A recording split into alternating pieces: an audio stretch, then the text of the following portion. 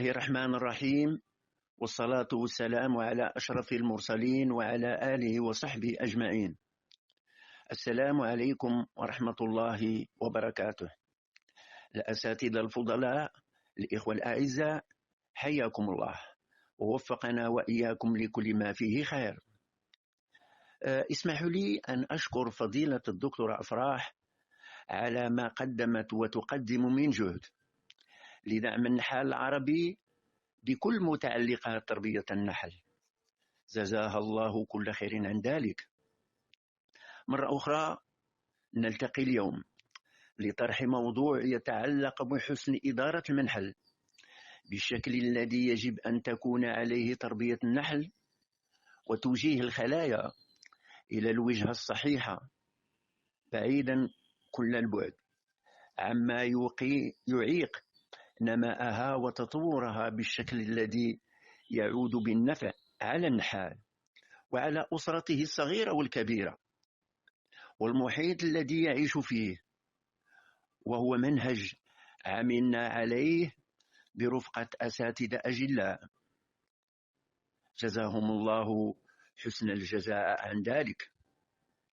وجهة نأمل منها أن تكون خير وبركة على الجميع، مسعى أخذ منا الكثير من الجهد لا لشيء سوى العمل على دعم النحال العربي بما ينير مسلكه المهني وتدليل الصعاب. في هذا الإطار نلتقي اليوم مع موضوع أرق النحال، فكان حجر عثرة تخيفه وتحجب عنه المبتغى المنشود، فكان ولا بد من طرح عرض حول تربية النحل ومؤثرات الظروف الطبيعية ولو بشكل مقتضب. دوما يقف النحال عاجزا عن تحليل وتمحيص ما تخبئه الظروف الطبيعية المتقلبة أصلا، ودون معرفته للأسباب والمسببات أو حتى أبسط شيء عنها، فكلما استعصى عليه الوصول إلى المردودية المتوخاة لا يفكر في أي شيء سوى الظروف الطبيعية غير ملائمة. قولا قد يقول قائل: قلة الأمطار كانت عائق في تواجد نباتات مزهرة، ليعود آخر ليعكس الأمر: تواجد أمطار حالت دون خروج النحل للرعي، أو قد يسبب ذلك في غسيل الزهور من الرحيق. وتبقى الأمثلة عديدة في هذا الشأن، لتكون المبررات أقرب لأن تكون واهية يختبئ وراءها النحال دون محاولة معرفة المسببات الحقيقية التي تكمن وراءها خبايا لا قبل له بها، علما أن هذا الطرح أو ذاك لا يخلو من صحة ولو في حده الأدنى.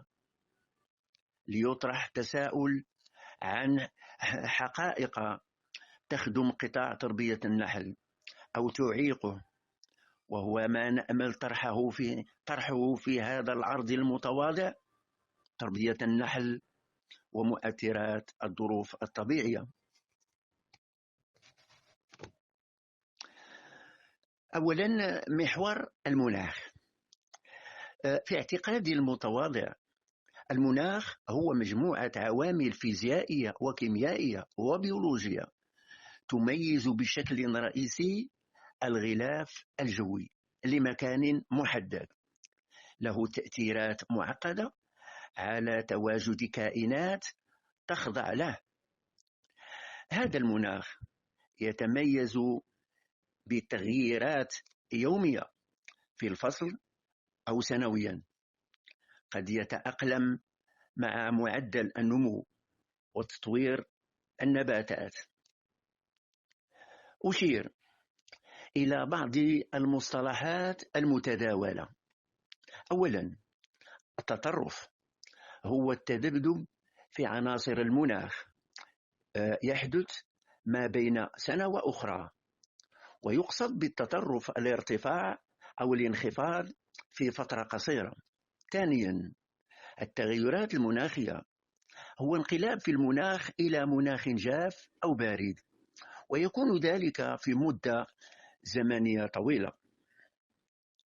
فإذا أخذنا العناصر الرئيسية المكونة للمناخ، قد نجدها في الحرارة، الإشعاع الشمسي، التساقطات المطرية، التبخر، الرطوبة، والرياح، وكلها عناصر لها تأثير بشكل أو بآخر على النباتات التي يعول عليها النحل، والأخذ منها ما يحتاجه من غذاء ليستفيد ويفيد الإنسان من خلال كل ما من له علاقة بالقطاع، إما بشكل مباشر بما تنتجه الخلايا وهو ما يأمل أن يصل إليه النحال، أو غير مباشر مما يترتب من زيارة النحل للزهور من خلال تلقيحها ورفع إنتاجيتها وتحسين جودة منتوجها. ألف، محور الحرارة. بالعودة للحرارة، تلعب دور أساسي في حياة النباتات. تسجيل درجات الحرارة العليا والدنيا وهو ما يغيب عن النحال فعله للأسف.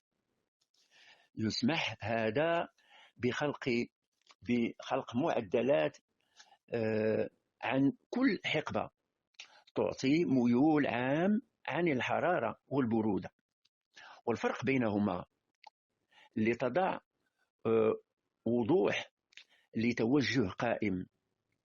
بالنسبة للإشعاع الشمسي لغيون سولار، نعلم أنه ينقسم إلى قسمين: الشعاع الشمسي المباشر لغادياسيون سولار ديريكت، والشعاع البت بالجو لغادياسيون ديفيزي بار لاتموسفير. هذه الطاقة تقاس بالسنتيمتر مربع على وحدة زمنية، وهو مصدر الحرارة لنمو النباتات وإنتاج الرحيق عند الأزهار. من عدم ذلك، ولها تأثير مباشر وغير مباشر على النحل، وهو ما قد يستعملها كأدوات لمعرفة الشكل، الرائحة، واللون. هذه الأخيرة عامل الأكثر فعالية، وهي أشياء تدخل في وسيط كيميائي ما نسميه لميدياتور شيميك، علما أنها من أساسيات نشاط الكلوروفيل والتمثيل الضوئي. إن تحكم درجة الحرارة في الطائفة أولا وفي تلقيح الملكات لها تأثير بالغ دون شك، وقد يتغافل عنه النحال نسبيا أو لا يعيره اهتمام. على العكس من ذلك، يجب أن تؤخذ بعين الاعتبار، حيث تنعدم عملية التلقيح عند أقل من حوالي 20 درجة وأكثر من 38 درجة، وتقل نسبيا ب50% بين 30 و 38 درجة، لتبقى عملية التلقيح بين 20 و 29 درجة. لكن قد يتساءل متسائل ليقول أن ملكاته تلقحت في درجة حرارة أكثر من 38 أو أقل من 20. كل هذه استثناءات لا تعدو أن تكون سوى أقلية، لا تغير حقيقة الأشياء، حتى أن سروح النحل يقل بين تقريبا 40 إلى 42 أو 43 درجة، وينعدم عند أكثر من 45 درجة. قد نرى كذلك تأثير الحرارة على إفرازات الرحيق عند الزهور، والتي هي بين 10 و 32 حسب عدة متغيرات، والفرز الأكبر هو ما بين 20 و 29 درجة. هذه الإفرازات لها علاقة بمؤثرات عوامل داخلية وخارجية قد نعود إليها لاحقا.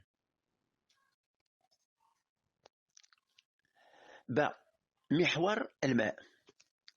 عامل آخر يدخل في سلسلة المناخ إنه التساقطات المطرية، حتى أن 5 مليمترات في اليوم، أي 50,000 لتر من الماء في الهكتار الواحد، قد لا يعد بها بحسب نوعية التربة.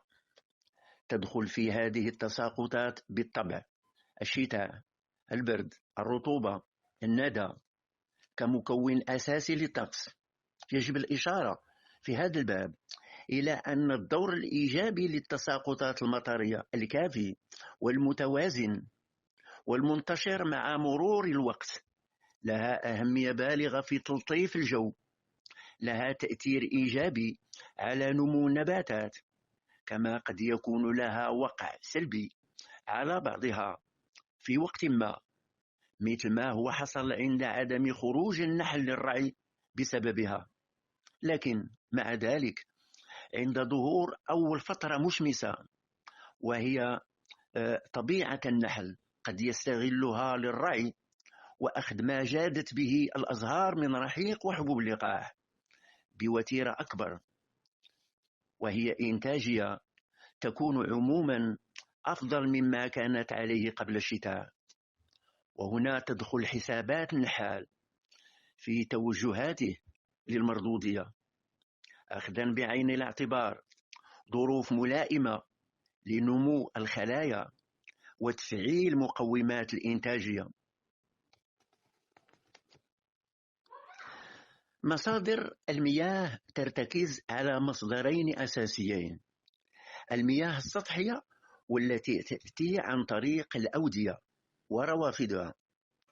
المياه الجوفية يعتمد في استغلالها على الآبار، القشرة المائية السطحية أو العميقة، بعمق يختلف حسب المناطق وطبيعة الأراضي. نشير إلى أن معرفة مصادر المياه له أهمية بالغة في إمكانية استعمالها من عدم ذلك لعدة اعتبارات. أولا، جودة المياه الفيزيائية. درجة حرارة مياه السقي هي في حدود 25 درجة بالنسبة لأغلب النباتات، ثم سقي في أراضي جافة يمكن أن يؤدي إلى ارتفاع درجة حرارة التربة، ثم عدم سقي نباتات وشجيرات صغيرة في وقت تكون فيه درجة الحرارة مرتفعة، ثم السقي بمياه باردة على الأوراق وقت الحرارة يمكن أن يؤدي إلى عواقب وخيمة. ثانيا، جودة المياه في جانبها الكيميائي. ترتكز هذه الخاصية على كمية الملوحة في الماء، وتقاس بالميليموس على سنتيمتر مربع، يشار إليه بحرف EC، والتي هي لا كوندكتيفيتي إلكتريك. ماء أقل من 1 ميليموس بدون أدنى مشكل. أكثر من 2.75 ماء غير مرغوب فيه، له تأثير سلبي على الأوراق وإنتاجية الأزهار، وإن كان بعض النباتات قد تتحمل تلك النسبة. ثم نعود لحالة التبخر والطرق المختلفة تسمح بمعرفة قوة التبخر الحاصل في المناخ، والذي يلعب دور أساسي في تعرق النباتات. تبخر الماء في التربة وكذا إنتاج المادة الجافة، وقد يحيلنا هذا الأمر إلى رطوبة الهواء، فنجد الماء إما على شكل قطرات كالشتاء أو قطرات صغيرة جدا على شكل ضباب بغويار. كمية بخار الهواء يمكن تصنيفه على الشكل التالي: أولا، الرطوبة المحددة المشبعة، ما نسميه l'humidity specific saturante، وهي عدد الجرامات من الماء في 1 كيلوغرام هواء. وتختلف حسب درجة حرارة الهواء. ثانيا، الرطوبة النسبية، والتي هي l'humidité relative، وهي علاقة الرطوبة المشبعة بكمية الماء المتواجد في الهواء، وتقاس بنسبة مئوية. ثم ثالثا، الرطوبة الحقيقية، والتي هي l'humidité réelle، وهي وزن بخار الماء في 1 كيلوغرام هواء. تبقى الإشارة أن عامل درجة الحرارة يلعب دور أساسي في إنتاجية الرحيق في حالتين: أولهما كعامل مباشر وكعنصر رئيسي لتغيير وزن بخار الماء المتواجد في الهواء. قد لا نحصر هذه الإنتاجية في تغذية النباتات سنة قبل، أو ظروف الطقس في فترة الزهير، أو وقت النهار، أو الوضعية الجغرافية للمنطقة، أو عدم زيارات النحل للزهور، أو عند تلقيحها. قد يأخذنا الأمر إلى عامل أساسي قد يتغافل عنه العديد، إنه عامل التربة بتعقيداته المتعددة.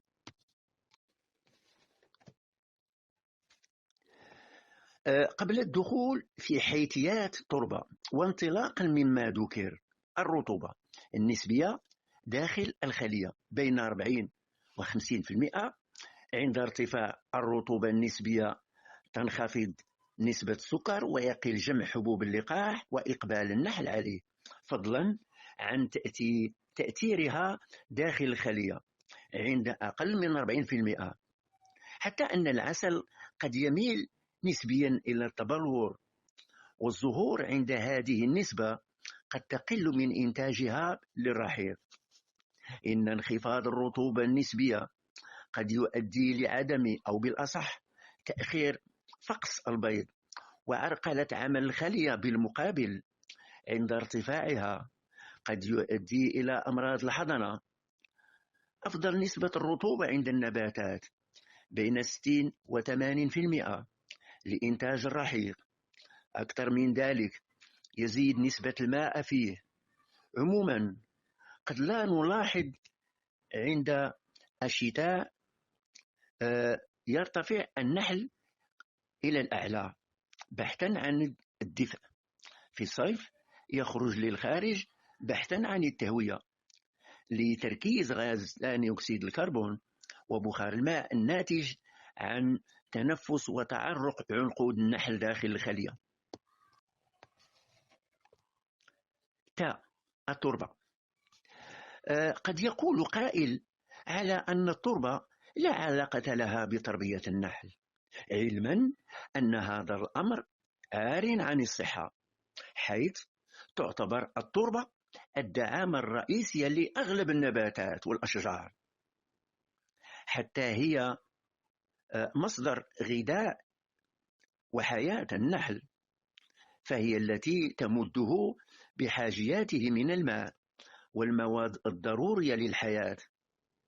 تنقسم هذه التربة إلى 3 مجموعات. أولا، جانب صلب عضوي ومعدني ذات قواعد وأسس ترتكز على حجم مكونات التربة وعلى طبيعة التفاعلات الكيميائية التي قد تحصل، خاصة عند أرض بها الكلس، ما نسميه كالكير أكتيف. وكذا أهمية الجانب العضوي. ثانيا، جانب سائل الماء له مهام عديدة: نقل أو غسيل مواد عضوية ومعدنية، والتأثيرات الفيزيائية التي تحصل في التربة كعامل الكلس الغير المؤثر، ما نسميه الكالكير إنأكتيف. كثرة الماء يمكن أن تحمل المواد صلبة، أو بالأصح غسيلها، لتخل بتوازن التربة. ثالثا، جانب غازي. مناخ التربة يشغل الجيوب الفارغة، ما نسميه لا بوروزيتي، والتي تركها الماء بمادة الأزوت والأكسجين وثاني أكسيد الكربون. كمعطيات هامة تغني الرصيد المعرفي للنحال لعلاقتها بتربية النحل عكس ما يظن البعض. أولا نسيج التربة، ما نسميه لا تكسير، وهي تركيبة التربة المرتبطة بالقواعد الفيزيائية الناتجة عن أحجام المكونات للتربة، كل ما له علاقة بتكوين حجم الجسيمات. نقول en relation avec la composition granulométrique. من بينها نجد الرمال، وتنقسم إلى 3 أقسام: رمال ذات حجم صغير بين 0.02 إلى 0.05 ملم، ثم رمال ذات حجم متوسط بين 0.05 إلى 0.2 ملم، ورمال ذات حجم كبير بين 0.2 إلى 2 ملم. ثم الطمي لليمون، وهو شكل من أشكال التربة والتي يتكون حجم مكوناتها ما بين 0.02 إلى 0.002 من المليمات. ثم نصل إلى الطين l'argile، وهي مادة طينية تعتبر أصغر مكون في التربة، أقل من 0.002 ملم. من بين أصنافه لاكلوريت، ليليت، كاونيليت إلى غير ذلك. ثم نصل إلى الكالسيوم، يدخل في التركيبة الفيزيائية عندما تكون أحجام مكوناته نفس أحجام التربة الرملية. نقول son rôle est purement physique inactif. أما إذا كان حجم مكوناته نفس أحجام التربة الطينية، نقول fraction limoneuse argileuse، فيكون فاعلا وله دور كيميائي. نقول il devient actif et joue un rôle chimique. ثانيا la structure، هيكل التربة، وهي تلاحم مكونات التربة إما بشكل منفرد أو على شكل كتل منفردة أو كتلة واحدة ديموت. وينقسم تلاحم التربة إلى 3 أقسام. أولا هيكل الجسيمات la structure particulaire، هنا مكونات التربة غير متلاحمة ومتجانسة كالتربة الرملية. ثانيا هيكل الضخم، نقول la structure massive، تلاحم التربة يكون بشكل كامل ومتجانس forme un ensemble compact. ثالثا هيكل مجزأ la structure fragmentaire، تلاحم مكونات التربة على شكل مجموعات منفردة بأشكال وأحجام مختلفة. والطين اللي هو l'argile يلعب دور تلاحم فيما بينها. l'argile joue le rôle de ciment. ثالثا المسامية اللي هي la porosité، وهو الفراغ المتواجد في التربة، ويقاس بنسبة مئوية، وينقسم إلى قسمين: الفراغات ذات أحجام صغيرة لا ميكروبوروزيتي، ثم الفراغات ذات أحجام كبيرة لا ماكروبوروزيتي. للإشارة، ما دامت الحبيبات المكونة للتربة صغيرة والمسامة التي تشغلها كبير، وبالتالي يكون الفراغ حجمه كبير.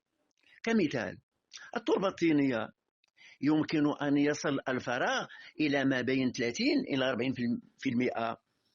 أما بالنسبة للتربة الرملية ذات أحجام كبيرة قد لا يتعدى نسبة الفراغ 20%. حجم مكونات التربة كبير، نسبة الفراغ تكون قليلة، والعكس صحيح. عملية تقدير حجم الفراغ يحسب بقاعدة كالتالي: الفراغ يساوي لا بوروزيتي بنسبة مئوية يساوي الكثافة الحقيقية ناقص الكثافة النسبية مقسوم على الكثافة الحقيقية الخارج في 100. ثم نصل إلى الكثافة اللي هي لا دونسيتي، وتنقسم إلى قسمين. هناك الكثافة الحقيقية والنظرية. الكثافة الحقيقية هي قسمة وزن الجسم باحتساب الفراغ على الحجم P sur V. ثم الكثافة النظرية هي قسمة وزن الجسم مع الفراغ على الحجم، دائما P sur V. جيم، الرياح. أصبحت الرياح لها دور أساسي في توليد الطاقة، حيث باتت اليوم مصدر رئيسي للطاقة المتجددة. كذلك لها دور إيجابي في تنظيف البيئة والتخلص من الغبار الجوي. ومن أساسيات الرياح المساهمة البالغة في تلقيح الأزهار ورفع الإنتاج الزراعي بنقل حبيبات اللقاح خاصة الخفيفة وزنا، وهي من صنف أنيموفيل، وهو ما يحصل عند أزهار الزيتون والحبوب كمثال. بالمقابل لها دور سلبي في أمور أخرى كمنع سروح النحل أحيانا عند شدتها. يعمل على تخفيف الرحيق من تواجد الماء، وكذا تقليل الندوة العسلية، وقد يسبب في إغراق الخلايا المتواجدة قرب السيول خاصة أو في مناطق منخفضة، وهو ما نحذر منه. بالنتيجة هذه الرياح تؤدي إلى تخفيف منابع الرحيق في النباتات بتخفيف الزهور أو تقريبا، وحمل الأتربة التي قد تؤدي إلى تمزيق الأجنحة عند النحل، خاصة عند عكس الرياح لها. أشير كذلك على أن سرعة النحل أثناء الطيران تقدر ما بين 4.1 متر في الثانية أي 15 كيلومتر في الساعة و 5.5 متر في الثانية أي 20 كيلومتر في الساعة، وتقل ضد سرعة الرياح التي تتحكم بنشاط النحل، خاصة إذا جاءت محملة بالرحيق وحبوب اللقاح. هذا الأخير تقريبا به 15 ملغرام. بالنسبة للرحيق بين 20 إلى 40 مليلتر. والحرارة تدخل في هذه المعادلة. النحل يطير ببطء عند تواجد رياح عكسية، وهذا يدفع الوروار لاصطياد النحل. كما أشير على أن تلقيح الملكات ينخفض إذا كانت سرعة الرياح بين 5.5 متر في الثانية إلى 7.7 متر في الثانية أي بين 20 و 28 كيلومتر في الساعة، وينعدم التلقيح عندما تزيد سرعة الرياح على 10 متر في الثانية أي 36 كيلومتر في الساعة.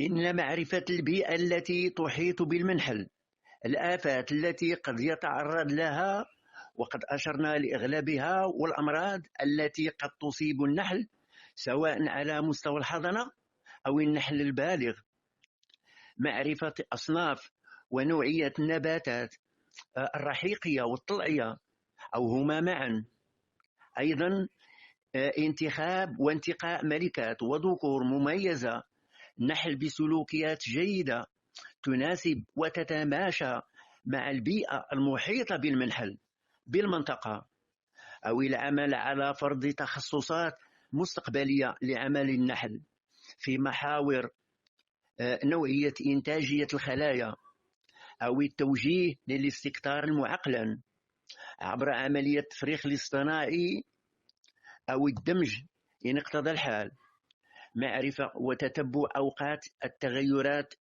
الشهرية للمناخ بصيغة أشمل وأكمل، معرفة كل العوامل المؤثرة والمساهمة في إدارة وتسيير المنحل في ظروف تلائم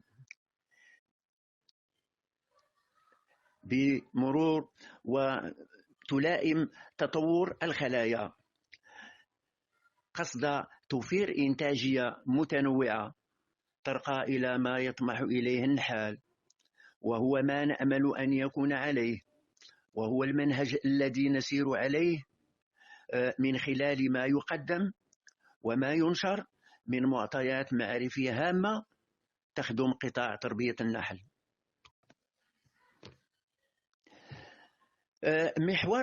ثانيا محور الخلاصة. لم نكن مطالبين بتحديد الاحتياطات الواجب اتخاذها في المناحل بغية الحد أو على الأقل تقليص مؤثرات الظروف الطبيعية على صيرورة عمل النحل بشكل طبيعي، بقدر ما نأمل لأبعد من ذلك خلق قدرة التحمل عند النحل، قدرة المقاومة الطبيعية ضد الآفات والأمراض، ونحل بسلوكيات جيدة ما أمكن في معناها الأدق في شموليتها، نحل سليم معافى قادر على العطاء بأقل جهد ممكن، عطاء لم ولن يكون إلا بملكات وذكور منتقات برصيد وراثي جيد من خلايا بكثافة نحلية قوية أثبتت جدارتها متوازنة في كل شيء، عدد الحضنة، الكثافة النحلية، المخزون من العسل وحبوب اللقاح. كل هذه المميزات أو تلك تبقى تبنى ولا تباع ولا تشترى، وكما قد يظن البعض منهجية أساسها تدوين معطيات الخلايا وما يحيط بها لاختيارات صائبة تضع المناحل في المسار الصحيح، تفاديا لما نشهده من تراجع مؤلم، من ضعف في كل شيء، من إفراغ الخلايا من محتواها من النحل، وهو أمر غير مبرر بتاتا. بالمقابل نعلم جميعا أن بلادنا العربية تزخر بمواد طبيعية لا حصر لها، غطاء نباتي متنوع من حمضيات، ورديات، غابات مختلفة الأصناف، شوكيات، ظهور نباتات عفوية ما نسميه دي بلون سبونتاني، وخضروات وغير ذلك.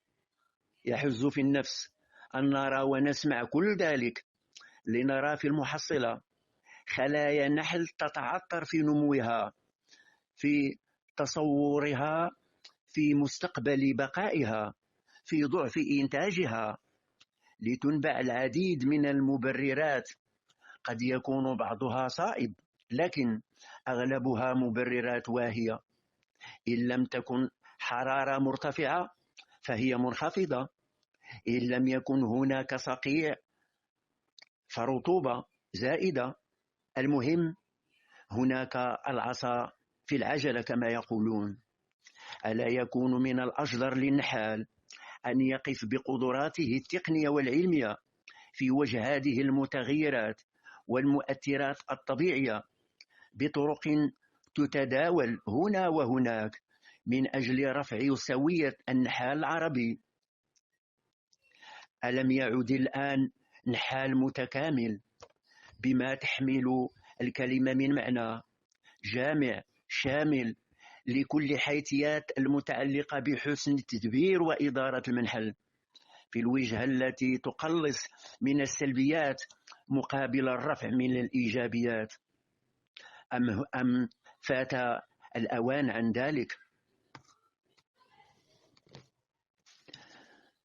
عموما وانطلاقا مما ذكر وما لم يذكر، دوما كنا نلح على أهمية الظروف المناخية وتأثيرها المباشر على الخلايا والتعقيدات التي يمكن أن تحصل جراء جهلنا لها.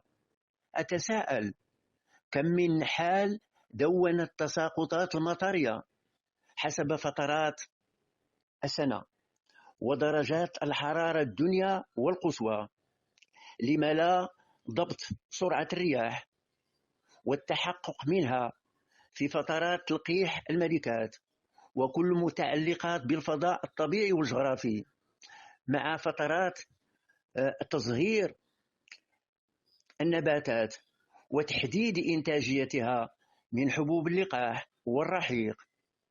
الإجابة عن هذه التساؤلات للأسف نعلمها جميعا، لا أحد أو تقريبا. النفي لا أدري أهو عدم الاقتناع بأهمية امتلاك معطيات عن كل ما سبق، أم هو التمسك بالقول كم من حاجة قضيناها بتركها.